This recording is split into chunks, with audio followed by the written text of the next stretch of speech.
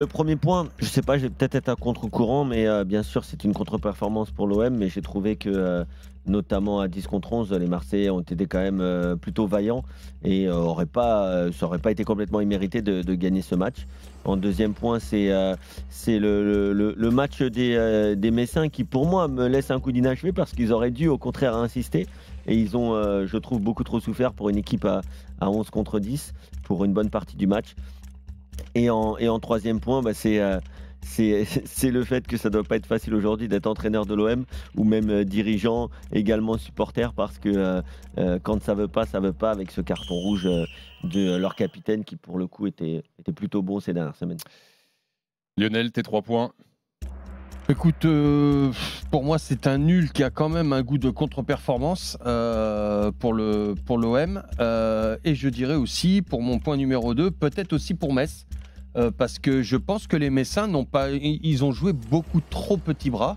À 0-1, ils ont joué leur va-tout, ils se sont dit faut absolument aller égaliser. On n'a plus vu l'OM et Metz a égalisé normalement. Et mon troisième point, bah, tu vois, je suis un peu mitigé parce que je voulais personnellement, j'aurais préféré qu'Harit reste sur le terrain et qu'on se retrouve un 4-3-2, tu vois, avec Aubameyang, avec Mumbagna. Et puis, en fin de compte, je me dis, à la fin, comme ça, bah, en fin de compte, avec ce qu'a fait Gattuso, il y a quand même le 1-0 et ils se font égaliser sur un corner adverse. Tu vois, ils prennent pas le bouillon sur une mauvaise formation tactique de Gattuso. En fin de compte, ils prennent, ils prennent un but sur coup de pied arrêté, pratiquement consécutif à un coup de pied arrêté. Donc, je suis mitigé, je sais pas. J'aurais préféré voir Harit sur le terrain, mais ce qu'a fait Gattuso, c'était cohérent aussi. La preuve, il gagnait 1-0. Un coup d'œil au classement. C'était le premier match de la 21e journée. Donc Marseille reste 7e avec 30 points, à 2 points de la 6e place première européenne cette saison de Lens, mais qui peut prendre bien sûr 5 points ce week-end. Si ça gagne pour Reims et Rennes derrière, Marseille serait 9e à la fin du week-end. Metz, qui restait sur 7 défaites de suite, reste 16e, premier barragiste, avec 17 points. Commençons par Marseille, bien sûr, 32-16 pour venir réagir. Flo Germain disait pendant le direct sur la fin, je ne sais même pas là s'il faut faire les petits calculs, regarder l'Europe. Est-ce que le carton rouge de Gigot, ok, Marseille a joué 1 heure à 10 contre 11, fait qu'on ne doit pas tirer trop d'enseignements de ce soir, ou tu te dis en face c'est quand même Metz qui reste sur 7 défaites de suite, et même à 10 contre 11, si tu joues le podium, si tu joues les 4 premières places de la Ligue des Champions, bah même à 10 contre 11 tu dois les taper. Je pense qu'il ne faut pas tirer d'enseignements sur ce qu'a produit Marseille ce soir. Surtout, ce qu'il faut regarder, c'est pourquoi Marseille en est là, pourquoi il y a autant de blessés, pourquoi il y a il y a un effectif comme ça, pour moi, les plus gros enseignements, c'est là que tu dois les tirer. C'est pas normal qu'aujourd'hui, l'OM soit avec un effectif comme ça, que tu mets n'importe quel entraîneur aujourd'hui sur le banc de l'OM. Franchement, c'est un casse-tête chinois, le truc. Faut quand même rester la tête sur les épaules. Moi, pour moi, c'est pas à cause du jeu produit. Il y a eu des occasions à 11 contre 11. Il y a eu beaucoup d'occasions. Il y a eu des faux rebonds juste avant la finition marseillaise. Donc, sur le coup, quand tu as les occasions, c'est quand même pas la faute de l'entraîneur si les mecs ont les pieds carrés ou si le terrain il est dégueulasse. Ça, c'est pas. Enfin, pour moi. Après, je te dis sur ce qui a été fait. Oui, moi personnellement, j'aurais préféré voir Harit rester dans le milieu et peut-être Aubameyang à côté, l'association Aubameyang avec Mumbagna, c'est ce que j'aurais préféré. Mais avec le recul, je me dis en fin de compte, avec ce qu'a fait Gattuso, ils gagnaient 1-0 l'OM. Ils étaient bien à 10 contre 11. C'était bien vu. Metz, quoi. L'OM, ouais, qu'est-ce que j'ai dit? Non, Oui, c'est moi, je veux dire, oui, ok, ça mais reste rien contre Metz, mais attention, Metz, ils se font pas bouger par tout le monde. Metz a souvent... Non, Metz perd 1-0 contre toutes les équipes. Ils perdent, et je crois qu'ils ont perdu 3-2 ou 3-1 contre le PSG et 2-0 contre Lille. Le reste, c'est très compliqué de bouger Metz. Toutes les équipes ont eu du mal à bouger Metz. On rappelle que Gattuso avait reconduit le 4-3-3 avec Aubameyang donc côté gauche, Mumbagna dans l'axe et Iliman Ndiaye à droite. D'ailleurs, on pourra peut-être ouvrir quand même un dossier Gattuso, parce qu'il y a ce schéma de départ, il y a le remplacement après le rouge de Gigot.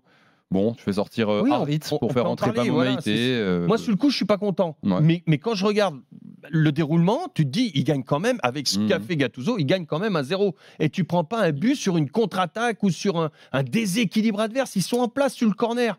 Kevin. Non, mais écoute, La posture la plus facile, c'est de dire oui, l'OM c'est catastrophique, le recrutement c'est catastrophique, aujourd'hui le niveau de l'équipe il est abyssal, c'est pas digne de l'OM.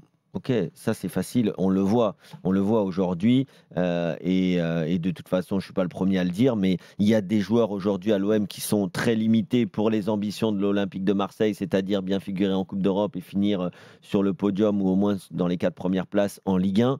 Moi je pense, je le dis, je le répète, pour moi, il y a des joueurs qui sont beaucoup trop justes pour les ambitions et pour le standing du club. On a un Maintenant, auditeur qui nous a parlé de Gigot à un moment donné, il avait raison, c'était Daryl, je crois, qui disait je regrette, mais il dit Gigot, on est tous pour Gigot, pour Gigot, pour Gigot. Enfin, en tout cas, beaucoup de supporters, parce qu'il a la grinta, parce qu'il apporte quelque chose et tout, mais il dit dans un effectif, et il te rejoint, dans un effectif, et je te rejoins aussi, dans un effectif comme celui de l'OM, un mec comme Gigot, normalement, il est deuxième couteau.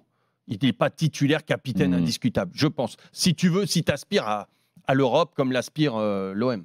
mais c'est pour ça qu'aujourd'hui, on a un déclassement de nos grands clubs, hors Paris Saint-Germain, presque une puissance étrangère, mais en tout cas que ce soit Lyon, que ce soit Marseille, qui sont deux clubs qui finalement se ressemblent un petit peu sur les derniers mois ou sur les dernières années, même si l'OM c'est quand même un peu mieux. Mais aujourd'hui, c'est très difficile parce que moi, je vois ce match, je me dis, tu es à 10 contre 11, tu mènes 1-0, derrière tu prends un but sur une erreur de marquage, sur un carambolage dans la surface, et au final, ils ont presque failli arriver à arracher les 3 points. Mais bien sûr qu'après, si je dois analyser le jeu, les individualités, encore une fois, on peut dire que c'est très faible, on peut dire que le recrutement de Pablo Longoria, il est en jeu. Maintenant, c'est un club qui est encadré par la DNCG depuis... J'allais dire, le budget est encadré. Le budget est encadré, donc il y a eu des erreurs commises par le passé, c'est sûr. Aujourd'hui, ils en récoltent pas mal de choses. Maintenant, moi, ce match, si je l'analyse purement, froidement, l'OM s'est créé énormément d'occasions dans un contexte qui était difficile. Certes, face à Metz. Ok, c'est Metz. Mais hier, j'entendais Daniel qui dit « Monaco, quel scandale, ils perdent contre Rouen ». Mais tu crois que Rouen, c'est l'amateur du coin qui a débarqué à Dieuchon pour jouer contre Monaco? Et les mecs, c'est des très bons joueurs de foot. Là, Metz, c'est des joueurs de Ligue 1. Et c'est des joueurs qui, à 11 contre 10, vont te poser des difficultés. Même à 11 contre 11, ils ont posé des difficultés à tout le monde. Donc aujourd'hui, l'OM, je finirai là-dessus, Thibaut, l'OM n'a pas la maîtrise, n'a pas la qualité pour rouler sur ses adversaires. Ryan, ça va être du 55, 45, 55, 50, c'est tout. En fait, ce que tu dis, c'est juste qu'il faut en être conscient, c'est ça en fait, en gros. Il faut en être conscient. Okay. Il faut en être conscient. Si tu n'en es pas conscient, tu vas te faire mal à la tête. Hein. Ryan nous appelle au 32-16, supporter de l'OM. Salut Ryan, bienvenue dans l'after. Salut l'équipe. Est-ce que tu es conscient de ce qu'annonce Kevin Elio ce soir? En fait, je suis parfaitement d'accord avec Kevin. En fait, l'OM, dans les 10 premières minutes avant l'expulsion de Gigot, ils ont fait avec leurs moyens, ils ont essayé de pousser, mais comme il l'a dit Kevin, ça manque de qualité, mais c'est flagrant. Après, ça manque de confiance également, l'action de Harit, il aurait pu tuer en première intention, Unai qui envoie le ballon au 3e poteau, qu'il a une tête, que ça ne veut pas rentrer. Je pense qu'en fait, le contexte actuel, et vu la qualité actuelle de l'OM, on en est là. Et en fait, dans l'ensemble, ils n'ont pas fait un mauvais match, même si c'est Metz, c'est une équipe de Ligue 2, on ne va pas se mentir. Mais voilà, en fait, je pense qu'actuellement, c'est le manque de confiance et le manque flagrant de qualité. Après, voilà, on va taper sur les joueurs, mais à quoi faire? On voit que c'est le manque de qualité. Sur les 20 derniers mètres, il n'y a pas un joueur qui est capable de faire la différence. On n'a plus un leader, vraiment un leader. Et même Tudor l'a dit l'an dernier, il n'y a plus Alexis Sanchez. Et je pense que sans Alexis Sanchez, et même Tudor l'a dit, il a plusieurs reprises l'année dernière. Et même Guendouzi, les joueurs de l'OM, il a dit il ne doit jamais partir, Guendouzi. Pour moi, c'est une erreur de casting. Et même Guendouzi, il a dit l'an dernier, il a dit sans Alexis Sanchez, le niveau de l'OM, lorsqu'il est sorti contre Lens, c'est ça. Et je pense qu'aujourd'hui, à l'OM, il manque de la qualité et il manque surtout un leader. Et après, sur le match d'aujourd'hui, moi, franchement, honnêtement, en tant que supporter marseillais, malgré l'état actuel des choses de l'OM, j'en veux pas aux joueurs. Parce qu'en fait, là, ça manque flagrant de qualité. Et justement, Ryan, et je pose la question aussi à Kevin et Lionel. Je trouve Ryan très lucide. Mais actons justement ça, le fait que l'OM, l'effectif est moyen. C'est moyennasse. Mais est-ce que tu te dis quand même, contre Metz ce soir, malgré le fait que ton effectif est moyen, t'as pas moyen de faire mieux avec les joueurs que tu as. Ne serait-ce que le schéma tactique. Je suis désolé. Tu repars avec ce 4-3-3. Derrière, tu avais trouvé un truc avec ton espèce de 3-5-2. Ça marchait plutôt pas mal. Aubameyang, je sais pas. Est-ce que quelqu'un ici avait vu qu'Aubameyang n'était pas meilleur dans l'axe que sur le côté? Là, il le remet côté gauche. Tu te dis quand même. Il est meilleur. Moi, je trouve qu'il y a des regrets de il ce est côté-là. associé à quelqu'un d'autre. Bah oui, voilà. Quand tu vois que Aubameyang au Tu mois l'as de trouvé décembre, nul sa aujourd'hui, très bonne. Aubameyang? Je l'ai pas trouvé Non, nul. mais Non, il a il pas est été meilleur Marseillais. J'ai mais- trouvé bien plus en vue que dans certains matchs où il a joué en pointe. Hein. Quand même, quand il était en pointe associé à Je quelqu'un te parle en d'autre. pointe tout seul. Ah ouais, non, parce que associé à quelqu'un d'autre à sa bonne période, c'est là où il a marqué tous ses buts. Et Dans c'est ce là, cas-là, il fallait garder Vitinha. Ben voilà. Non, mais c'est là où. Avec Moumbagna, pourquoi pas. Non, mais je rejoins Ryan, c'est-à-dire que tu as un mec peut-être qui aurait pu te faire la différence. Et c'est pour ça que je me dis quelque part, je regrette qu'il ait fait sortir Harit, parce que le mec qui était capable peut-être de faire la différence individuelle à un moment donné, est capable de garder le ballon et d'orienter, c'était Amin Harit. Et il est sorti. Donc c'est pour ça que je le regrette. Parce que lui, il est capable de faire aussi. C'est pas Neymar, c'est pas tout ça. Mais il est capable de te sortir dans cet effectif-là quelque chose de neuf qui va dérouter l'adversaire. Surtout un adversaire quand il s'appelle le FC Metz. Donc Ryan. ça, je regrette ça. Et je regrette aussi Aubameyang avec quelqu'un, là, Moumbagna à côté. Ça fait déjà pour moi deux gros choix que tu pouvais faire. Ryan, qu'est-ce que t'en penses, toi, des choix de Gattuso? Ben, ouais, je pense que moi, je rejoins votre collaborateur. Harit, il ne doit pas sortir sur ce match. De toute façon, au jour d'aujourd'hui, l'OM n'a plus rien à perdre, on va dire. Tu ne dois pas faire sortir ton seul créateur. Unai, c'est pas un créateur. Unai, c'est un relayeur. Voilà. Au Maroc, il joue relayeur. Et Harit, c'est, on va dire, entre guillemets, le seul 10 de l'équipe. Et je pense qu'Harit, il amène de la dynamique. Et je pense que lui, il aurait pu faire la différence. Et le sortir dans un tel match, surtout que c'est Metz qui jouait la défense.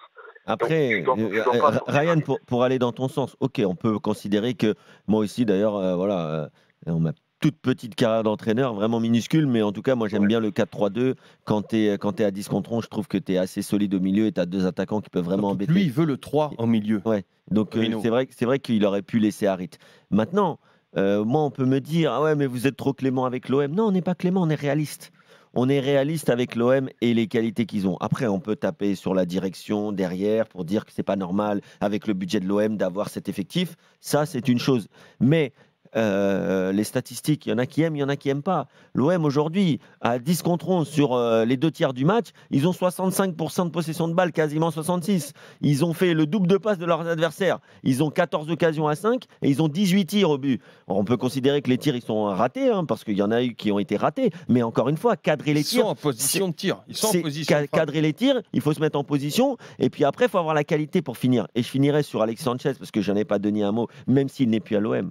Moi, je disais avec Flo Germain l'an dernier que je n'ai pas vu un attaquant à l'OM comme ça sur les 20 dernières années. Je crois qu'il était d'accord avec toi en plus. Oui, il était d'accord. Ouais. Mais est-ce qu'on se rend compte de qui était là ? Il faut regarder le CV. Donc, c'était presque une anomalie. Alors, malheureusement, on peut aussi parler de Longoria qui n'a pas réussi à le garder. Mais Alexis Sanchez, il est sur le banc à l'Inter depuis le début de l'année. Super le choix. Ok, bon, très bien. Il gagnera un titre de champion d'Italie, sûrement. Mais bon. Donc, aujourd'hui, en effet, l'OM est très, très moyen. Mais ce soir, c'est pas leur pire match. Je remercie Ryan d'avoir été là au 32-16. Passe une bonne soirée. Salut, Ryan. À bientôt. Bye bye. Salut Ryan. Chris est là, autre supporter marseillais. On parlera de Metz dans quelques instants. N'hésitez pas. 32-16 les Messins. Salut Chris. C'est pas Chris, c'est Joe du coup là.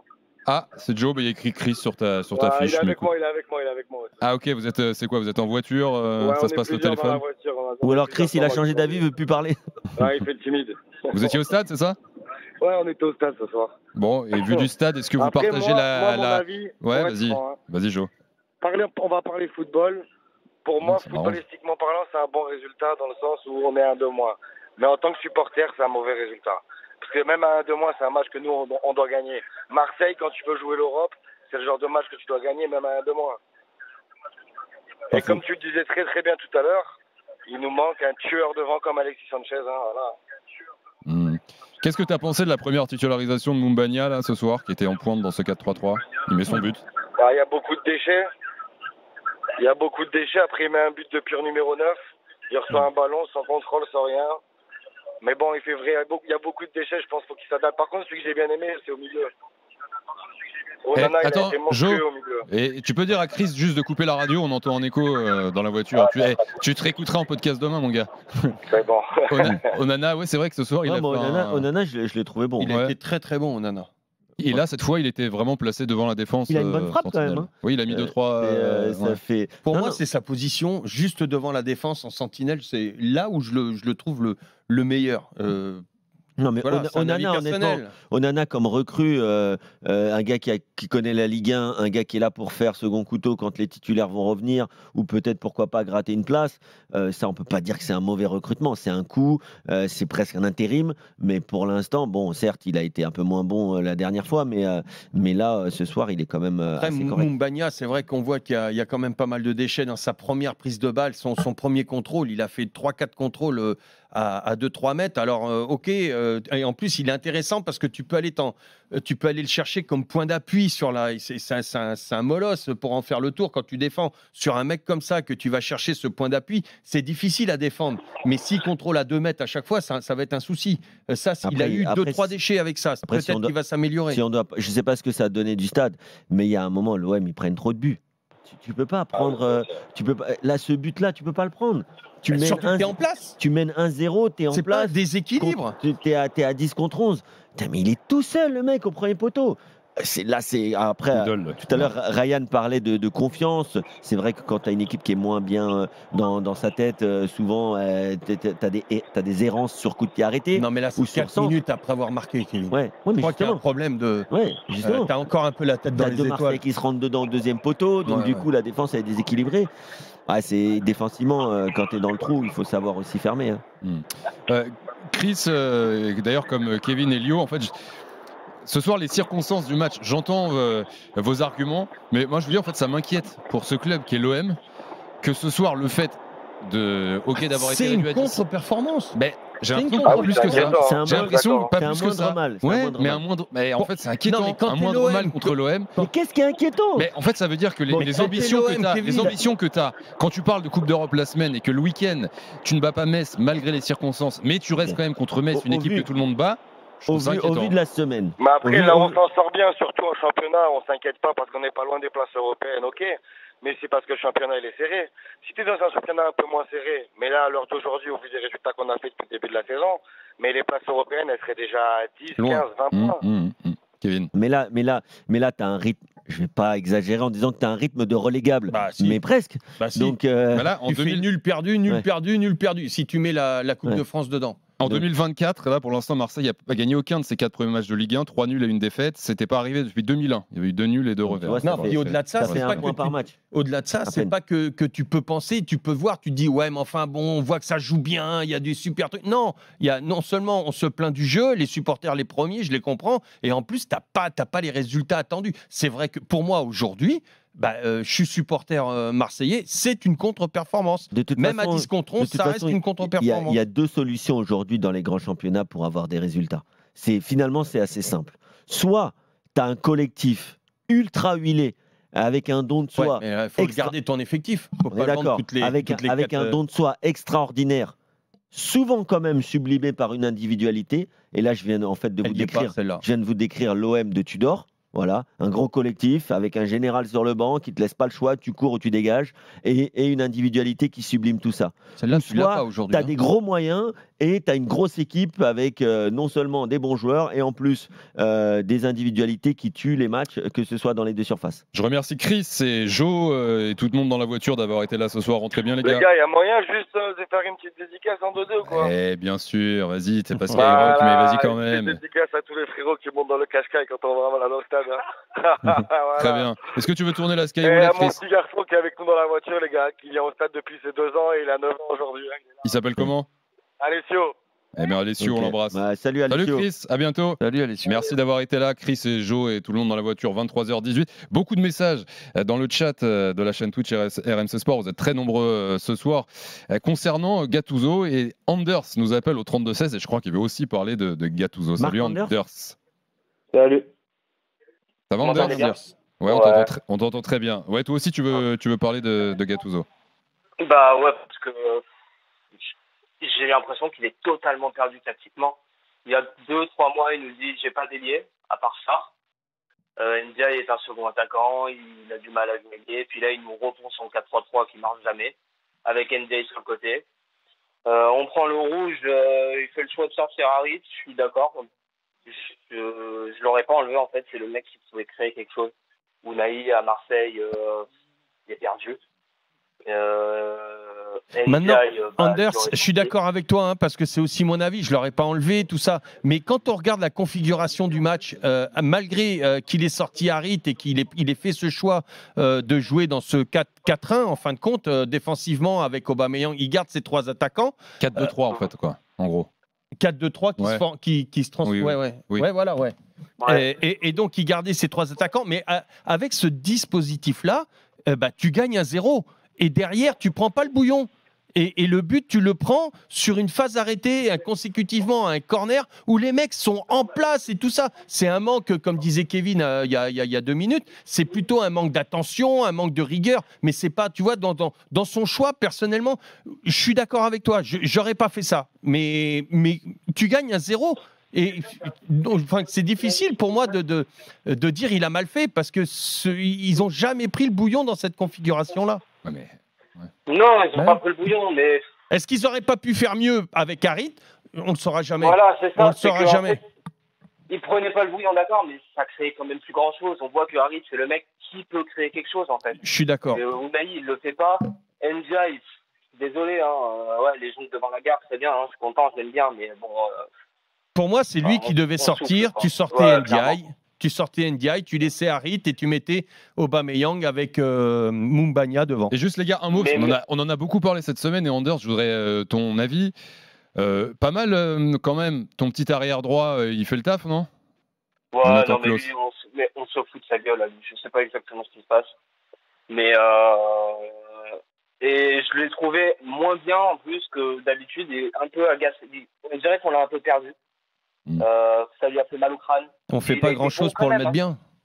Après les gars, vous êtes gentils parce que quand c'était un problème, que ce soit au PSG, à Lyon, quand il y a des problèmes dans les clubs parce que on dit que les joueurs ont un peu trop de pouvoir, on dit ah ouais mais attention, l'institution faut qu'elle soit forte. Là, tu as un président et un entraîneur qui jugent qu'à l'international, certes français, certes un mec qui semble plutôt faire ses matchs, mais on ne le voit pas au quotidien. Si eux, ils jugent, et si Gattuso, quand même, qui a l'air d'avoir une rigueur, que ce soit comme entraîneur ou comme joueur, n'en parlons même pas, quand même largement au-dessus de la moyenne, s'il juge qu'à un moment, le gars, il est en dilettante, on peut l'écouter quand même ou vous êtes tous les jours à l'entraînement mais justement, on ne le voit pas au quotidien.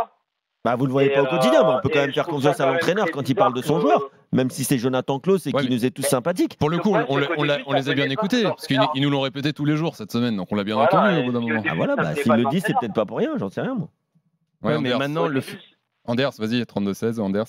Au début, c'était surtout... moi, je pense qu'ils ont vu une opportunité de le vendre, de faire une plus-value, point barre.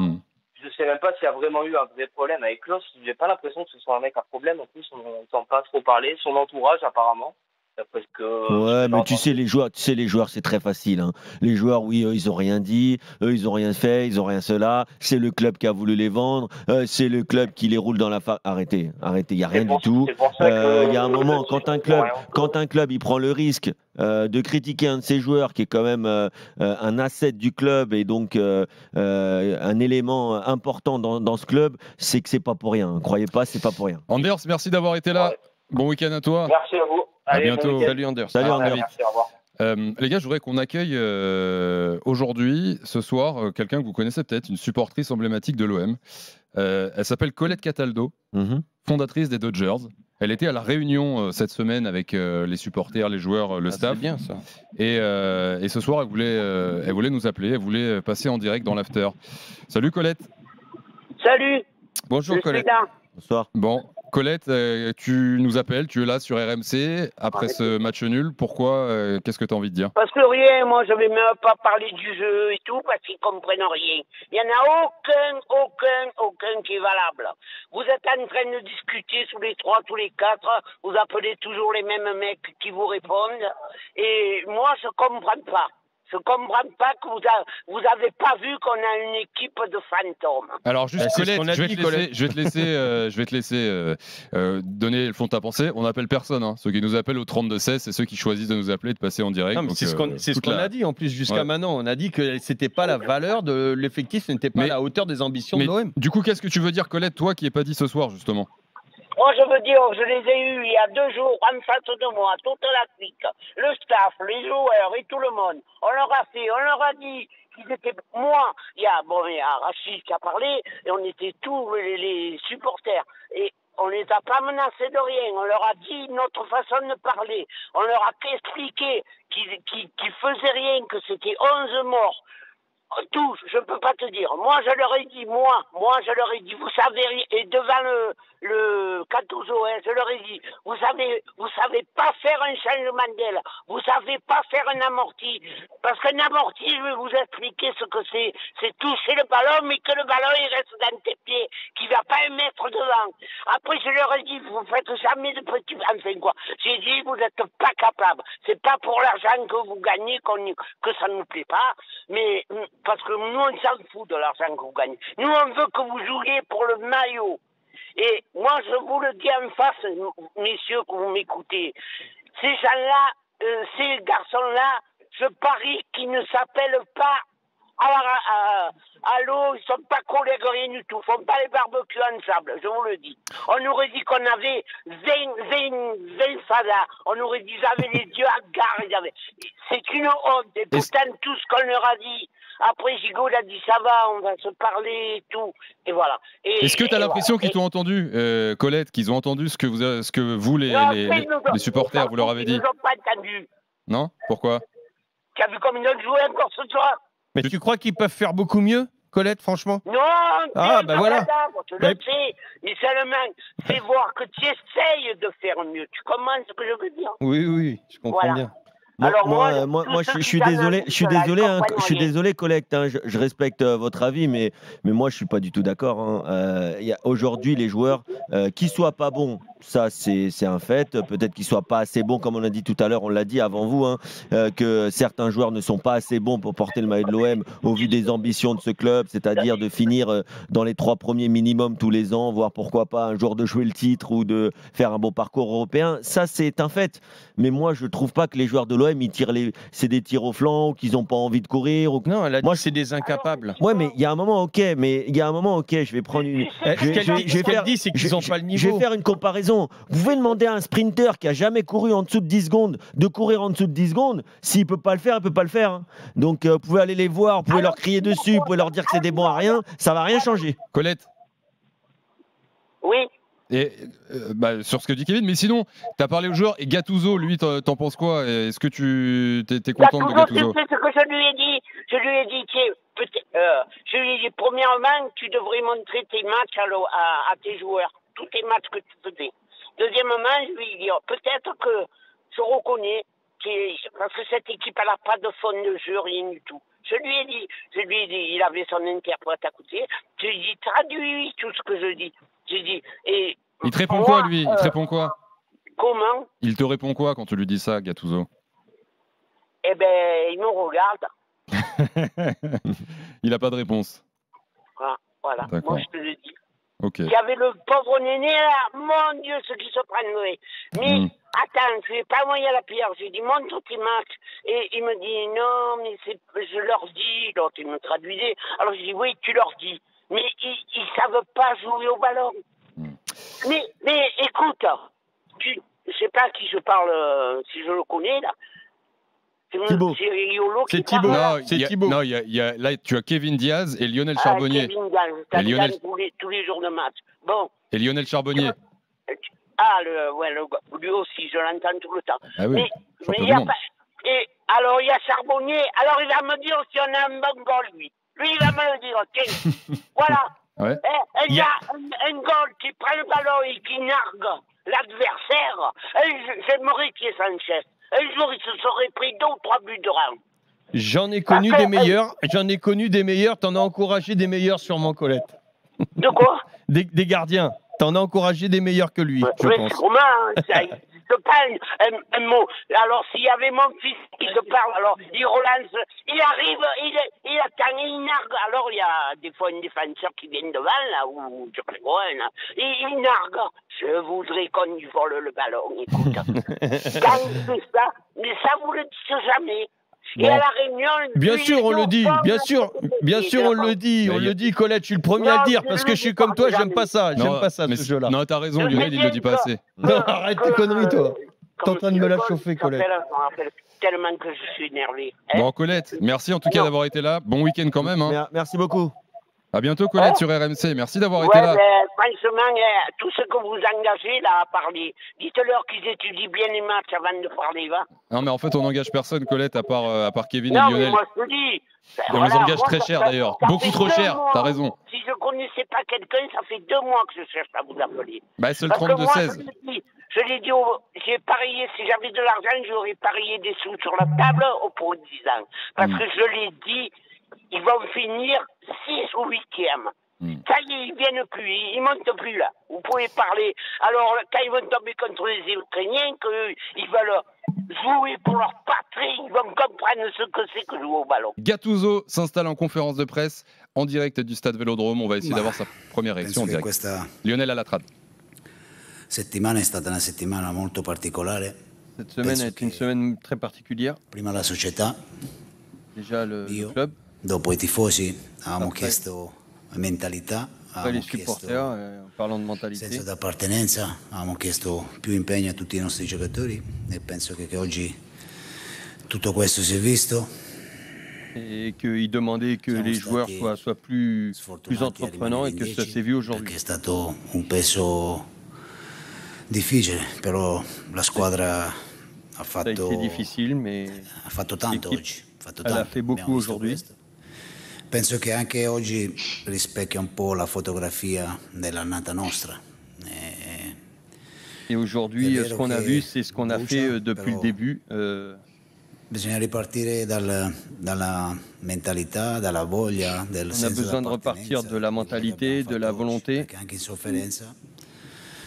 Difficilmente oggi puoi dire che c'è stato qualche giocatore che non ha fatto quello che doveva fare, nel senso. C'est difficile de dire qu'il y a eu des joueurs aujourd'hui qui n'ont pas joué le jeu. Qualcosa che ci deve dare forza e continuare a fare quello che con la mentalità che abbiamo avuto oggi. Et on doit continuer à travailler avec la mentalité qu'on a eue aujourd'hui. Voilà pour la première réaction de Gennaro Gattuso en direct du stade Vélodrome. Lionel à la trad, on continue d'écouter ça en régie. Donc si jamais il y a une grosse déclaration, on retourne en direct du Vélodrome où Gattuso est au micro de Florent Germain et Maxime Tilliette. Le FC Metz prend 1 point. Ça faisait près de 3 mois que ça n'était pas arrivé. Metz qui reste 16e avec 17 points. Et Jérémy qui nous appelle au 32-16. Salut Jérémy. Salut, supporter du FC Metz. Salut pas Jérémy. facile là, en ce moment. Salut Jérémy. C'est pas grave. Hein. Donc. T'aurais pu ramener mieux peut-être aujourd'hui, non? Non, c'est une purge. C'est une purge. Le problème, c'est que ce qu'on voit contre Marseille, on le voit contre Lorient. Et tu ne penses pas qu'aujourd'hui, quand vous avez joué à 0-1, vous avez commencé à jouer, vous avez eu les occasions, vous avez marqué et après vous avez encore attendu? À 0-1, on joue contre Lorient, mais après on remet derrière. C'est toujours la même chose. Ouais, mais c'est ça. C'est la même chose. C'est petit bras. C'est trop petit bras. Mais c'est ça. Mais on a personne au milieu de terrain. C'est ça le truc. On a fait venir 2 attaquants, mais on a personne pour leur donner le ballon. On a des défenseurs, mais à force de faire une attaque-défense, forcément ça passe. Là, moi, je suis Marseillais ce soir, mais j'ai la rage. Déjà, en tant que médecin, j'ai la rage, mais en tant que Marseillais, mais je pète un câble. Là, normalement, ça doit être 5-0 à la mi-temps, minimum. Ouais, il y a eu de la maladresse marseillaise, ouais. Ah ouais, non, mais ouais. Après, je suis content, 1-1, c'est bien. Normalement, tu fais 1-1 à Marseille, t'es content, surtout quand t'es Metz. C'est pas notre championnat, on joue pas la même catégorie, il faut être honnête. Est-ce que tu veux dire que même tu prends ce point, mais donc tu es à 11 contre 10 pendant plus d'1 heure, et en fait, c'est dans le contenu, tu voudrais voir autre chose en fait? Ah, bien sûr. 11 contre 10, on aurait dit que c'était nous qui étions en 10. Ouais. Bah ouais. Mais tu peux faire mieux, tu penses, avec les joueurs que tu as, ou tu es limité par ton effectif? Pour moi, le milieu de terrain, ça va pas. C'est le milieu. Là, pendant tout le mercato, on a cherché un milieu de terrain. On s'est activé le 31 au soir. Et on a fait il y a des prix qui ont été faits. Il y a plein de trucs. Je sais pas ce qui se passe dans ce club. Je comprends pas. J'ai pas 20 ans, j'ai 45 ans. C'est 45 ans que je suis ce club, que je vais au stade. Ce que je disais à votre standardiste, on est 20 000 à chaque match pour voir ça. 20 000 spectateurs qui payent chaque match pour voir ce spectacle. Une contre-attaque c'est pas et Joga Bonito, c'est pas de temps en temps ça passe. Non, c'est toujours la même chose. C'est toujours ça. À un moment donné, il faut arrêter, quoi. Je comprends pas. Je veux bien comprendre que le foot a changé, que voilà, on a un président fondateur qui a refait le stade, qui a refait des belles structures. Et ça, je veux pas taper sur le président parce que c'est trop facile. Mais par contre, chez nous, il sait pas s'entourer. C'est ça le problème. Tu parles de quoi du directeur sportif André aussi, oui, il est en première ligne. Du directeur du recrutement, Tari, c'est quoi Tari, je sais pas trop ce qu'il fait. Je sais qu'il y a un petit peu plus à data, ce genre de choses. Mais pour moi, celui qui est en première ligne, c'est Drey aussi. Et puis il y a un autre qu'on parle pas trop, c'est Donofrio. Parce qu'il y a aussi le conseiller spécial du président qui, soit dit en passant, normalement n'a plus le droit d'exercer dans le football, mais qui est quand même là. Toi, tu es en colère parce qu'on a vu ces derniers jours, même la semaine dernière, des supporters messins très énervés. Par contre, je condamne. Parce que moi, je vais au stade avec mon neveu, il a 7 ans. Je l'ai amené pour la première fois au stade l'année dernière pour voir Metz-Bastia, le match de la montée. Il avait des étoiles dans les yeux, c'était magnifique. Je l'ai ramené au stade pour Metz-Toulouse. Là, maintenant, avec ce qui s'est passé, je vais attendre un petit peu avant de le ramener parce que j'ai pas envie qu'il ait ces images à la tête. Oui. Est-ce que aussi, t'as pas ce goût amer qu'à chaque fois à Metz, en fin de compte, c'est l'ascenseur. Ils montent en Ligue 1, ils redescent en Ligue 2. Tu les condamnes, toi. Tu les condamnes. Ils vont redescendre là cette année. Écoute, s'ils continuent de jouer comme ça, tu joues pas. Là, la seule chance qu'on a, c'est que Clermont est très mauvais. Bon, Lorient commence à se réveiller, donc là maintenant. Faire attention. Je pense que vu comment c'est parti, ça va puer. À moins que nous on se réveille et qu'on propose autre chose. Bologna l'année dernière, quand il est arrivé, très honnêtement, comme la plupart des supporters messins, j'ai gueulé. Mais l'année dernière, il a fait un super taf, il faut être honnête. On est remonté, machin. Mais cette année, je suis désolé, on joue à 5 derrière contre Marseille, ça me va. Mais pas contre Lorient. On a un milieu créateur, on n'en a plus qu'un, parce qu'on a à côté personne qui s'appelle Atta. Il l'a fait rentrer à la 90e à la place de Van der Kerkhoff sur le côté. Le mec, c'est un créateur, il faut le mettre au milieu de terrain, il ne faut pas le faire rentrer à la 90e. Lionel et Kevin, vous les condamnez aussi un peu là. Enfin, toi, Lio, tu condamnes, mais Kevin aussi. Metz. Bon, pour l'instant, Metz est barragiste, 16e. Je les condamne s'ils continuent comme ça. Un point de plus que Lorient et 2 trop petits bras. Pour moi, c'est pas avec du 1 partout. Même si c'est l'OM, ok, sur le résultat, tu dis c'est. S'il y avait bien un soir pour jouer l'OM, c'était bien aujourd'hui. Mais c'était aujourd'hui à 11 contre 10.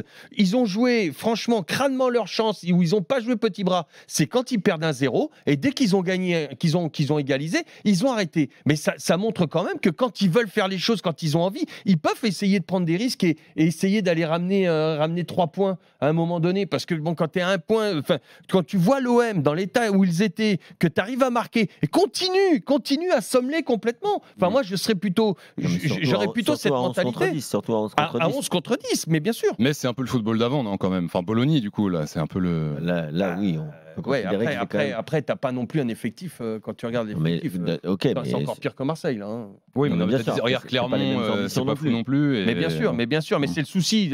Après, le souci pour les Messins, c'est, alors je disais, ils montent, ils descendent. Faut pas trop le faire parce qu'à un moment donné, après tu descends et tu remontes plus et après tu vas. C'est qu'il faut trouver, et le tissu économique est très compliqué à Metz, comme à Auxerre ou tout ça, où il faut à un moment donné, si tu veux une stabilité au niveau Ligue 1, à un moment donné, tu montes et là, il te faut un apport financier nettement meilleur si tu veux des joueurs qui tiennent la route.